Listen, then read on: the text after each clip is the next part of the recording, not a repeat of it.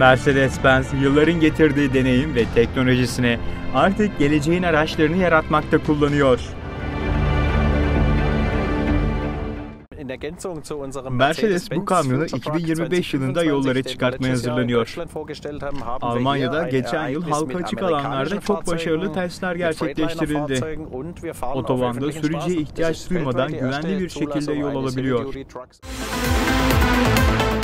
Kendi kendine yol alabilen araçlar üzerinde birçok otomobil markası çalışmalar yapıyor. Kendi kendine park eden araçlar, şerit tanıma ve erken uyarı sistemleri bu çalışmaların bir ürünü. Mercedes'in ürettiği Future Truck ise sürücüsüz araçların bugüne kadarki en başarılı örneği.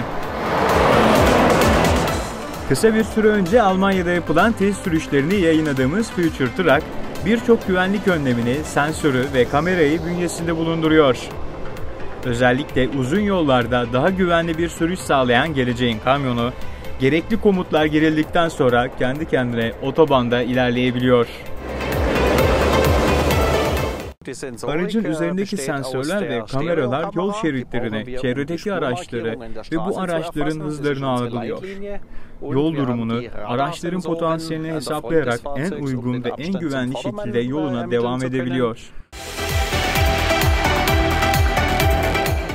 Almanya'dan sonra Amerika'da da test edilen ve başarılı sonuçlar elde eden Future Truck, sürücüsüz modda maksimum 90 km hız yapabiliyor.